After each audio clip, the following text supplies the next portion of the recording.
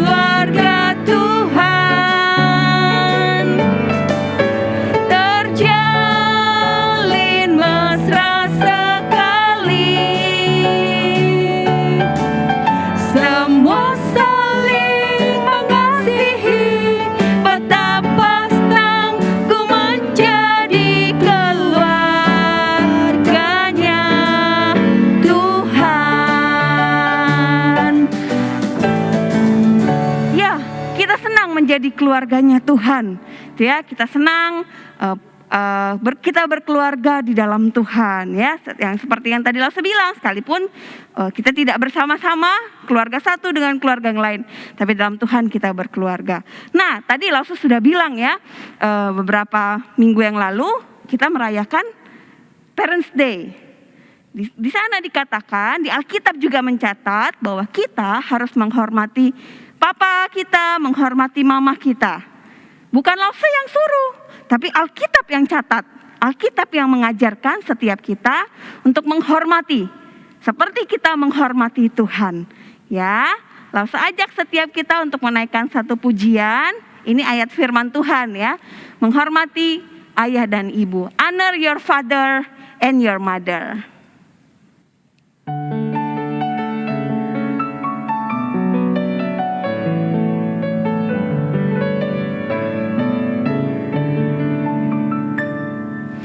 Honor your father and your mother as the Lord your God has commanded you. Honor your father and your mother as the Lord has commanded you, that your days may be long, that it may be well with you, with you.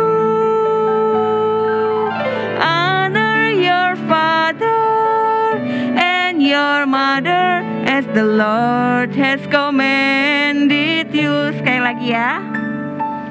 Honor your father and your mother as the Lord God has commanded you. Honor your father and your mother as the Lord has commanded you, that your days may be long, that it may be well with you.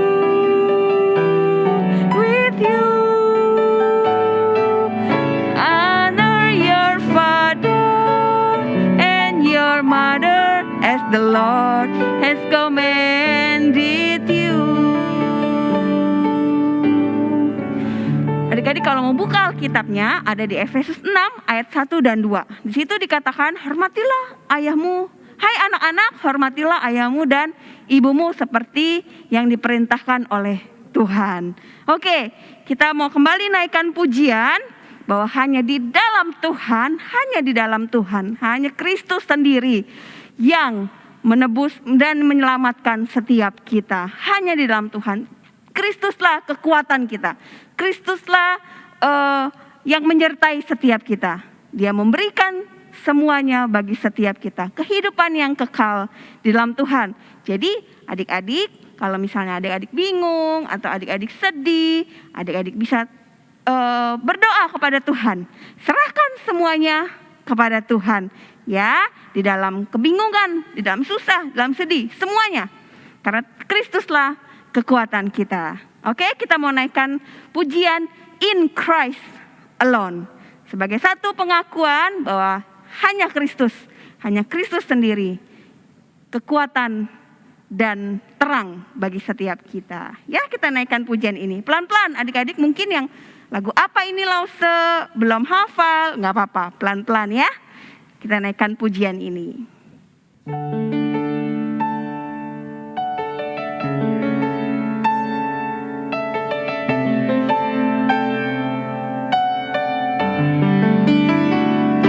In Christ alone, my hope is found. He is my light, my strength, my soul. This cornerstone, this solid ground.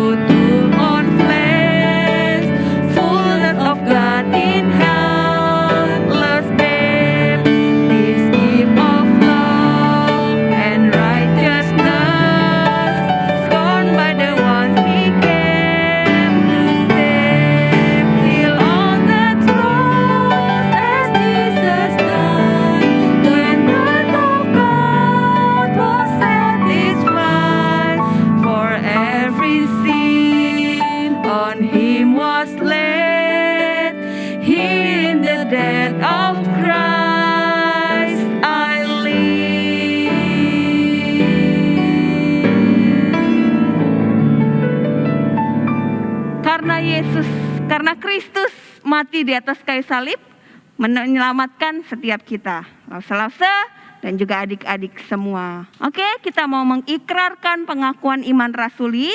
Adik-adik tetap bangkit berdiri.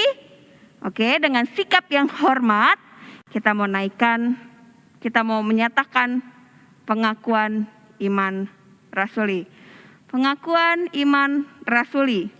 Aku percaya kepada Allah, Bapa yang Maha Kuasa, Khalik langit dan bumi, dan kepada Yesus Kristus, Anaknya yang tunggal Tuhan kita, yang dikandung daripada Roh Kudus, lahir dari anak darah Maria, yang menderita sengsara di bawah pemerintahan Pontius Pilatus, disalibkan, mati dan dikuburkan, turun ke dalam kerajaan maut. Pada hari yang ketiga, bangkit pula dari antara orang mati, naik ke surga, duduk di sebelah kanan Allah, Bapa yang Maha Kuasa. Dan dari sana ia akan datang untuk menghakimi orang yang hidup dan yang mati. Aku percaya kepada Roh Kudus, gereja yang kudus dan am, persekutuan orang kudus, pengampunan dosa, kebangkitan tubuh, dan hidup yang kekal. Amin. Oke, adik-adik, tiba saatnya kita memberikan persembahan, persembahan kepada Tuhan. Adik-adik bisa kumpulkan terlebih dahulu di dalam amplop ya, di dalam celengan atau dalam amplop. Nanti kalau ibadah sudah buka, sekolah minggu sudah buka, adik-adik boleh datang menyerahkan kepada lause-lause ya. Atau adik-adik bisa scan QR code. Nah, QR code-nya ada di layar, adik-adik bisa minta bantuan papa mama atau orang-orang yang ada di rumah untuk bisa scan dan mentransfernya. Adik-adik tambahkan angka 1 di belakang nominal atau angka yang mau adik-adik transfer. Oke, misalnya adik-adik mau memberikan 100.000, jadi memberikan 100.001. Oke, ya jadi 0 di belakang diganti angka 1. Oke, ya kita mau menaikkan pujian betapa hatiku berterima kasih. Kita memberikan persembahan dan kita berterima kasih kepada Tuhan mengasihi kita.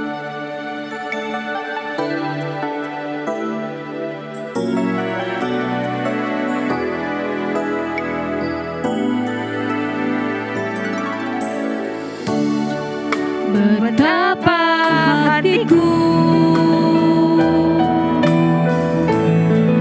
berterima kasih Yesus,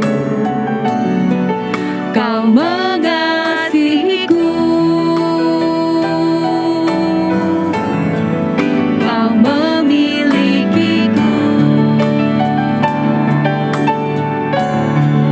Hanya ini Tuhan persembahanku, segenap hidupku, jiwa dan ragaku, sebab tak kumiliki harta kekayaan yang cukup berarti untuk ku persembahkan.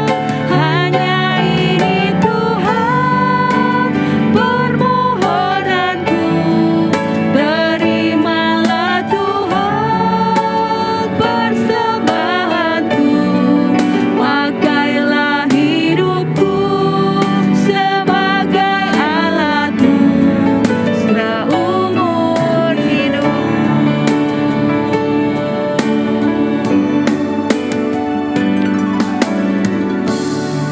Kita mau berdoa. Tuhan Yesus, saat ini kami bersyukur untuk segala berkat yang Tuhan berikan. Kami mau persembahkan kepadamu Tuhan, apa yang kami punya, kami mau persembahkan kepada Tuhan. Tuhan, ini hanya uang yang kami berikan, sedikit yang bisa kami berikan ya Bapa, tapi kami lebih daripada itu, kami mau memberikan hidup kami.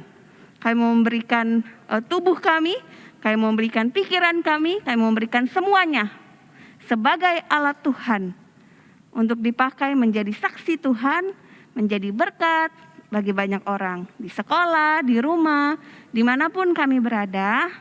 Kami mau menjadi berkat biar Tuhan yang boleh pakai. Terima kasih Tuhan, Engkau yang berkati untuk gereja yang akan mengelola uang ini, mengelola persembahan ini, dipakai untuk menjadi kemuliaan bagi nama Tuhan. Terima kasih ya Bapa di surga, di dalam nama Tuhan Yesus kami mengucap syukur dan berdoa. Amin.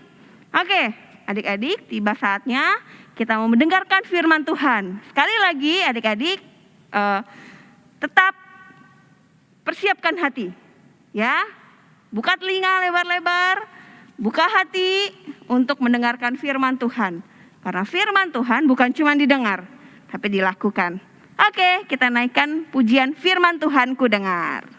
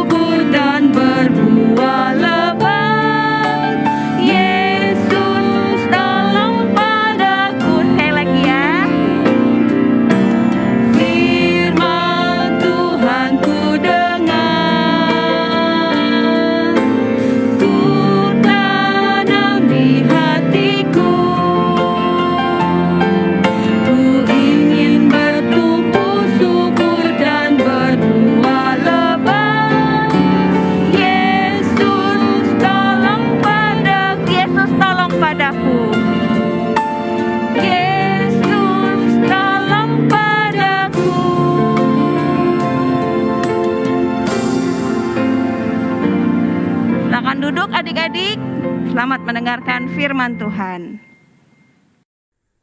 Hai adik-adik, gimana kabarnya? Kembali bersama Lasso Irianto untuk bersama-sama beribadah secara online. Lasso Irianto berharap kalian semua baik-baik saja dan Lasso bersyukur kepada Tuhan kalau kita semua dapat bersama-sama diberi kesempatan untuk beribadah kepada Tuhan. Sebelum kita mendengar firman Tuhan, maka sama-sama kita akan tundukkan kepala kita dan rendahkan hati kita di hadapan Allah untuk berdoa kepadanya supaya kita diberikan hati yang siap untuk mendengarkan firman Tuhan. Mari kita tundukkan kepala. Bapa dalam surga, terima kasih Tuhan, kami bersyukur kepada Tuhan kalau pada hari ini kembali kami dapat bersama-sama untuk mendengarkan firman Tuhan. Tuhan tolong kami Tuhan, walaupun kami tahu kami tidak bersama secara fisik, tetapi kami yakin kami bersatu di dalam hati kami untuk bersama-sama mendengarkan firman Tuhan. Tuhan tolong Lasso Irianto yang akan memberitakan firman Tuhan, supaya Tuhan pimpin pemberitaan firman Tuhan ini. Doa yang jauh dari sempurna ini kami alaskan hanya di dalam nama Tuhan. Amin. Adik-adik, pada minggu ini kita kembali akan belajar salah satu tema di dalam kitab Perjanjian Lama, yaitu kita akan pelajari tentang kitab-kitab puisi Perjanjian Lama. Kitab puisi ini yang pertama itu adalah kitab Ayub. Mungkin kalian ada yang sudah sering mendengar kitab Ayub ini, dan ada juga yang belum pernah mendengar kitab Ayub ini. Kita akan sama-sama belajar mengenai sosok Ayub ini. Kitab Ayub bukan Ayub yang menulisnya, tetapi di dalam sejarah Alkitab dikatakan bahwa tidak diketemukan siapa penulis dari kitab ini. Tetapi yang kita mau pelajarin hari ini adalah, kita lihat Ayub adalah orang yang saleh di mata Allah. Ia tinggal di tanah Uz. Ia adalah orang yang sangat taat kepada Allah dan menjauhkan kejahatan di dalam hidupnya. Ayub dikaruniakan oleh Allah 7 orang anak laki-laki dan 3 anak perempuan. Ayub adalah seorang yang diberkati Allah dengan kekayaan yang luar biasa pada zaman itu. Ia mempunyai Kalau kita baca di dalam Alkitab, ia mempunyai kurang lebih 7.000 ekor kambing dan domba. Dan ia juga mempunyai 3.000 ekor unta. Dan dia juga mempunyai 500 pasang lembu, atau kurang lebih 1.000 lembu ya. Dan dia juga mempunyai 500 keledai betina. Dan di dalam Alkitab dikatakan Ayub mempunyai banyak sekali budak. Jadi boleh dikatakan Ayub adalah orang yang kaya. Boleh bilang paling kaya di sebelah timur. Di sebelah timur pada zaman itu. Kalau kita hitung-hitung kekayaan Ayub, kalau kita lihat di dalam zaman sekarang, kira-kira kekayaan Ayub itu berapa sih? Kalau kita lihat misalnya kita lihat harga kambing saat ini adalah kurang lebih sekitar 2,5 juta. Kita kalikan dengan jumlahnya, maka kurang lebih kambing akan bernilai 17,5 miliar. Dan kalau kita lihat untanya Ayub, kalau satu unta dilihat di dalam internet, kita lihat kurang lebih seekor unta adalah 32 juta. Maka nilai kekayaan Ayub melalui unta adalah kurang lebih 96 miliar. Kalau kita lihat lagi sapi dan lembu, itu harganya kurang lebih 27 juta per ekor. Maka kita lihat kurang lebih kekayaan Ayub adalah 27 miliar untuk sapi dan lembu saja. Dan kita lihat lagi keledai. Seekor keledai harganya kurang lebih saat ini adalah sekitar 59 juta per ekor. Kurang lebih kalau dihitung 29,5 miliar. Jadi kalau dihitung-hitung zaman sekarang, nilai kekayaan Ayub itu kurang lebih sudah 170 miliar pada saat itu. Jadi ini adalah hal yang luar biasa, bukan? 170 miliar. Belum termasuk dengan budak-budaknya. Yang dikatakan di Alkitab adalah sangat banyak. Jadi pada saat itu, budak itu diperjualbelikan. Jadi budak pun mempunyai nilai saat itu. Kita melihat sesuatu yang luar biasa yang Ayub ada saat itu. Allah memberkati Ayub dengan suatu kekayaan yang melimpah. Pada suatu hari di dalam kitab Ayub pasal 1 ayat 6, iblis datang kepada Allah. Maka bertanyalah Tuhan kepada iblis, "Dari mana engkau?" Lalu jawab iblis kepada Tuhan, "Dari perjalanan mengelilingi dan menjelajahi bumi." Lalu bertanyalah Tuhan kepada iblis, "Apakah engkau memperhatikan hambaku Ayub? Sebab tiada seorang pun di bumi seperti dia, dan demikian saleh dan jujur, yang takut akan Allah dan menjauhi kejahatan." Lalu jawab iblis kepada Tuhan, "Apakah dengan tidak mendapat apa-apa Ayub takut akan Allah? Bukankah engkau yang membuat pagar sekelilingi dia dan rumahnya serta segala yang dimilikinya? Apa yang dikerjakannya telah kau berkati, dan apa yang dimilikinya makin bertambah di negeri. Tetapi ulurkanlah tanganmu dan jamalah segala yang dipunyainya." Jadi saat itu iblis berkata kepada Allah supaya Allah tidak menjaga atau memberkati Ayub lagi. Karena menurut pandangan iblis bahwa kalau Ayub harta kekayaannya, semua miliknya yang berharga hilang, maka Ayub akan berpaling daripada Allah. Makanya kita lihat di dalam kitab Ayub, kita lihat apa yang dilakukan oleh iblis kepada Ayub. Pada suatu hari, iblis mengambil semua milik Ayub. Pertama, suatu hari terjadi lembu dan sapi dan keledai Ayub dirampok oleh orang Sheba. Bukan hanya itu, hari yang bersamaan juga, kambing domba disambar api sewaktu mereka di padang. Semuanya hilang. Bukan cuma sampai itu. Unta direbut oleh bangsa Kasdim, hilang juga. Jadi boleh dikatakan yang tadi kita hitung itu kurang lebih 170 miliar hilang dalam satu hari. Kita bisa bayangkan bagaimana sedihnya seorang Ayub ini. Kemudian, apa yang terjadi? Bukan hanya harta, tetapi anak-anak Ayub. Ayub punya 7 anak laki-laki dan 3 anak perempuan. Pada hari mereka mengadakan pesta, anak-anaknya juga mati. Jadi, kita lihat Ayub sangat-sangat menderita saat itu.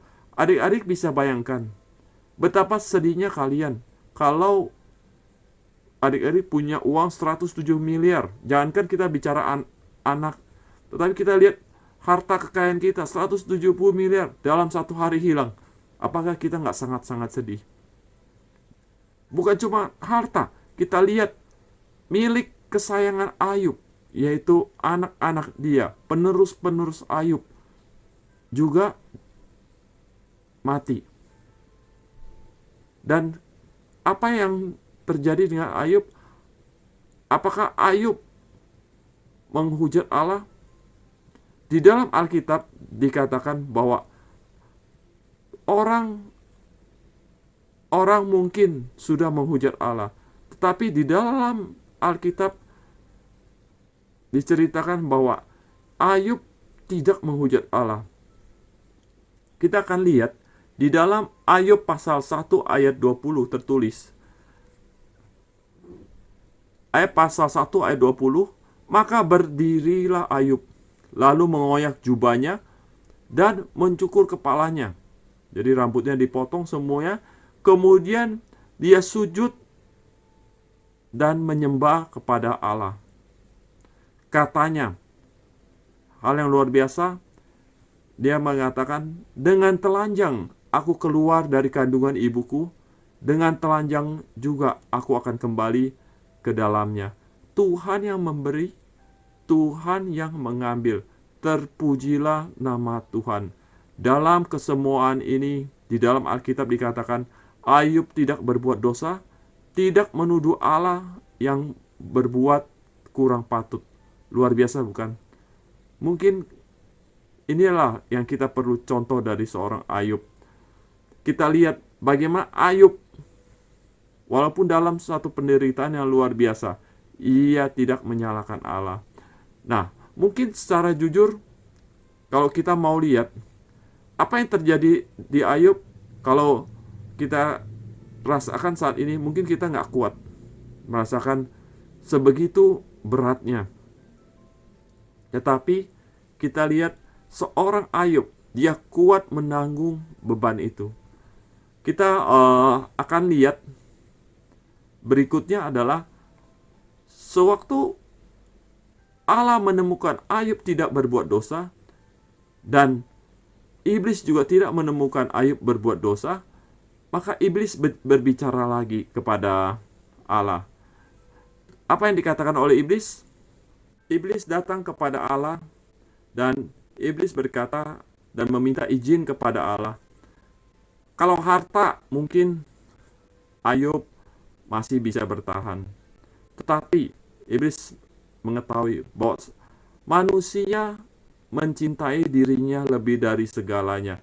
Karena itu ada satu hukum kasih yang berbunyi, kasihilah sesamamu manusia seperti dirimu sendiri. Kalau kita bisa mengasihi diri sendiri, maka kita juga bisa mengasihi orang lain. Jadi iblis mempunyai pemikiran kalau iblis menjatuhkan suatu penyakit kepada Ayub, maka Ayub akan meninggalkan Allah atau menghujat Allah. Kita lihat, apakah Allah mengizinkan?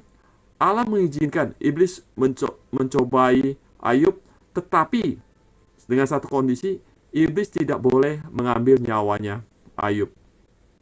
Apa yang dikerjakan oleh iblis? Di dalam kitab Ayub, iblis menimpakan bara yang busuk, atau boleh dikatakan luka borok yang busuk, dari telapak kaki sampai kepada kepala. Saking gatalnya, apa yang dilakukan namanya Ayub? Dia ngambil namanya pecahan beling untuk menggaruk. Waduh, ini luar biasa sekali. Sampai dia tidak tinggal di dalam rumah lagi, tapi dia tinggal di dalam satu area, cuman bukan di dalam rumah, di luar rumah lah boleh dikatakan. Penyakit ini luar biasa sekali. Kalau kita bayangkan, kita yang kena seperti itu, mungkin kita juga tidak bisa bertahan seperti namanya Ayub. Mungkin kita sudah marah-marah kepada Tuhan, karena ini penyakit boleh dibilang luar biasa. Sampai teman-temannya yang akan datang pun tidak mengenal Ayub. Dalam situasi seperti ini, biasanya manusia sudah pada titik yang sudah pasrah, yang berarti bahwa Ayub boleh bilang mungkin, waduh, udahlah Tuhan, apa terserah Tuhan. Atau mungkin saat itu juga Ayub akan menghujat Tuhan. Tetapi ini tidak.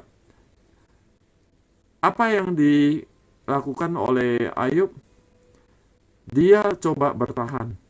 Dalam situasi ini, biasanya manusia sudah pada titik yang sudah pasrah dan tidak tahu apa yang harus diperbuat. Dan pada situasi ini, biasanya manusia, kita perlu dukungan dari orang-orang kita. Istrinya, orang yang paling dekat dengan Ayub.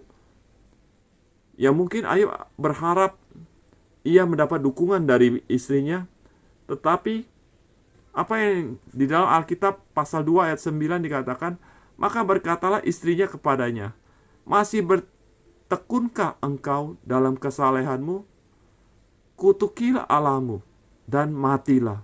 Tetapi jawab Ayub kepadanya, engkau berbicara seperti perempuan gila. Apakah kita mau menerima yang baik dari Allah, tetapi tidak mau menerima yang buruk? Dalam kesemuanya itu, Ayub tidak berbuat dosa dengan bibirnya. Kita lihat, di dalam kondisi yang luar biasa, mungkin Ayub perlu dukungan dari seorang istrinya, tetapi istrinya tidak mendukung dia. Malah boleh bilang membuat motivasi Ayub jatuh. Tetapi Ayub tidak melakukan satu kesalahan. Dia tetap bertahan. Ada 4 orang teman yang datang kepada Ayub, yaitu Elifas orang Teman, Bildad orang Suah, Zophar orang Naamah, dan yang satu Elihu orang Bus. Keempat sahabat dekat Ayub ini bermaksud untuk menghibur Ayub. Dalam percakapan mereka dengan Ayub, Elifas, Bildad, dan Zophar bukan membuat Ayub merasa lebih baik, malah sebaliknya membuat Ayub lebih buruk, karena mereka mempersalahkan Ayub. Mereka bicara bahwa Allah itu adil, Allah itu maha pengasih, Allah itu mengasihi umat-umatnya. Kalau terjadi sesuatu seperti ini, yang bersalah bukan Allah, tetapi orang yang menderita seperti Ayub ini. Maka mereka bermaksud mengatakan bahwa Ayub itu berdosa di hadapan Allah. Tetapi Ayub berkata kepada mereka bahwa dia tidak berdosa. Dia tidak berdosa, sekali lagi. Ayub mengatakan kepada mereka bahwa dia tidak berdosa. Tetapi kita tahu dari 2 pasal pertama kitab ini bahwa Allah mengizinkan iblis untuk menguji Ayub. Tetapi Ayub tidak mengetahui hal ini. Ia tidak tahu mengapa ia mengalami penderitaan seperti ini. Ia tidak tahu kenapa bisa terjadi seperti ini. Padahal hidupnya sudah hidup taat kepada Allah, hidup saleh. Setelah melalui perdebatan yang panjang antara Ayub dan sahabat-sahabatnya tentang mengapa Ayub mengalami penderitaan ini, akhirnya Allah berbicara kepada Ayub dan memberi pengertian kepada Ayub apa maksud dan tujuan Allah melakukan hal ini. Kita lihat di dalam kitab Ayub pasal 42. Ini adalah hal yang luar biasa. Allah kembali akhirnya memulihkan Ayub. Pasal 42 ayat 12 dikatakan bahwa Tuhan memberkati Ayub dalam hidupnya yang selanjutnya lebih daripada hidupnya yang dahulu. Ia mendapat 14.000 ekor kambing domba dan 6.000 unta, 1.000 pasang lembu dan 1.000 ekor keledai betina. Ia juga mendapat 7 orang anak laki-laki dan 3 orang anak perempuan. Dan anak perempuan yang pertama diberi nama Yemina, yang kedua Kesia, dan yang ketiga Karen Hapuk. Jadi Ayub menjadi orang yang kaya kembali. Jadi Allah kembali memberkatinya. Bahkan kita lihat di dalam pasal 42 ayat 16, Ayub hidup sampai 140 tahun. Ia sampai melihat anak, cucu, sampai keturunan keempat. Luar biasa. Kita perhatikan bagaimana Allah memberkati Ayub. Nah, hari ini anak-anak, kita lihat firman Tuhan telah mengajarkan kita bagaimana penderitaan Ayub ini. Allah memberkati dia dan Allah senang melihat kesetiaan Ayub di dalam penderitaan ini. Mungkin kita saat ini mengalami masalah di dalam kehidupan kita. Percaya bahwa setiap masalah yang ada di dalam hidup kita pasti Allah perhatikan dan Allah punya rencana yang terbaik. Mungkin kita nggak mengetahuinya seperti Ayub, tetapi kita percaya bahwa Allah pasti mempunyai sesuatu yang terbaik buat kita. Demikian firman Tuhan pada hari ini. Kita sebagai ayat hafalan kita ambil di dalam Amsal pasal 2 ayat 1-2 berbunyi, "Hai anakku, jikalau engkau menerima perkataanku dan menyimpan perintahku di dalam hatimu, sehingga telingamu memperhatikan hikmat dan engkau mencenderungkan hatimu kepada kepandaian." Kita satu di dalam doa. Bapa dalam surga, terima kasih Tuhan. Kami bersyukur kepada Tuhan kalau Tuhan telah memberikan kami firman Tuhan yang begitu indah, di mana kami dapat belajar dari Ayub. Di dalam penderitaannya, dia tidak berbuat salah. Di dalam kekecewaannya mungkin, dia tidak mundur daripada Tuhan. Tuhan, terima kasih Tuhan. Tuhan ajar kami sebagai anak-anak Tuhan. Mungkin dalam situasi yang susah dan sulit seperti kondisi sekarang, di masa pandemi ini, kami mungkin mengalami kesusahan, mungkin kami mengalami kesedihan, tetapi kami percaya bahwa di dalam kesusahan dan kesedihan, Tuhan ada, dan Tuhan memperhatikan kami, dan Tuhan mempunyai rencana di dalam hidup kami. Tuhan, terima kasih Tuhan. Doa yang jauh dari sempurna ini kami alaskan hanya di dalam nama Tuhan Yesus Kristus yang menjadi juru selamat dan penebus hidup kami. Amin. Halo anak-anak, Lause senang sekali masih bisa bertemu dengan anak-anak meskipun lewat online. Nah, kita bersyukur hari ini kita sudah bisa mendengarkan firman Tuhan. Nah, biarlah firman Tuhan yang kalian dengar itu boleh menguatkan kalian, boleh menolong kalian juga untuk semakin kenal Tuhan. Nah, Losa akan memberikan pengumuman buat kita semua. Mulai minggu depan, yaitu tanggal 23 Mei, kita akan mengadakan kebaktian dalam dua bentuk. Bentuk yang pertama adalah kebaktian melalui YouTube yang seperti biasa kita jalani ya. Dan bentuk yang kedua adalah kebaktian lewat Zoom. Jadi kebaktian lewat Zoom ini akan dilaksanakan pukul 10.30. Ya, jadi anak-anak bisa join sebelum 10.30 itu ya. Karena berharap nanti tepat 10.30 kita akan memulai kebaktian kita. Jadi jangan lupa ya, minggu depan ada 2 bentuk kebaktian. Kamu bisa bersama-sama dengan Lause di dalam Zoom. Kita akan kebaktian bersama, kita akan memuji Tuhan bersama, mendengarkan firman Tuhan bersama. Nah, jangan lupa untuk mempersiapkan hati kita semua ya untuk kebaktian minggu depan. Bagi anak-anak yang membutuhkan dukungan doa dari setiap Lause-Lause, bisa menghubungi Jemaat Care atau bisa menghubungi juga Lausenya secara langsung. Lause dengan senang hati akan mendoakan kalian, akan mendukung kalian. Mari kita menutup kebaktian pada hari ini. Kita menaikkan pujian Bapa terima kasih. Bapa terima kasih.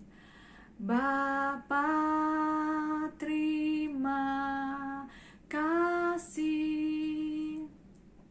Bapa di dalam surga, puji terima kasih. Amin. Tuhan Yesus, kami mengucap syukur karena Tuhan sudah menolong kami sepanjang 1 minggu yang lalu. Kami bisa beraktivitas, kami bisa sekolah, kami bisa melakukan segala hal di dalam rutinitas kami setiap hari. Terima kasih untuk pertolongan Tuhan. Dan terima kasih juga hari ini untuk firman Tuhan yang boleh kami dengar. Biarlah firman Tuhan ini boleh menguatkan kami, menolong kami lagi untuk semakin mengenal Tuhan di dalam hidup kami. Kami rindu Tuhan, kami bisa terus bertumbuh di dalam iman kami kepada Tuhan. Tuhan, 1 minggu ke depan kami akan liburan. Tuhan tolong kami, kalau kami berlibur di rumah, Tuhan biarlah kami bisa menikmati liburan kami meskipun kami hanya berlibur dari rumah. Bagi kami yang akan keluar, yang akan bepergian, Tuhan tolong kami supaya kami dijauhkan Tuhan dari virus ini, dan kami juga bisa menjadi saksi Tuhan dengan mengikuti protokol kesehatan yang sudah ditetapkan. Tuhan, jadikan kami sepanjang 1 minggu ke depan sebagai saksi Tuhan, sehingga banyak orang yang boleh diberkati lewat hidup kami. Kami tak lupa Tuhan berdoa untuk pemerintah kami. Tuhan tetap tolong mereka di dalam menjalankan setiap tugas dan tanggung jawab mereka. Biarlah mereka boleh menjalankan tugas dan tanggung jawab mereka di dalam takut akan Tuhan. Terima kasih Tuhan, kami mengembalikan segala ucapan syukur kami kepada Tuhan. Hanya di dalam nama Tuhan Yesus kami berdoa. Amin. Sampai jumpa di kebaktian YouTube maupun di kebaktian Zoom minggu depan. Tuhan berkati. Bye-bye.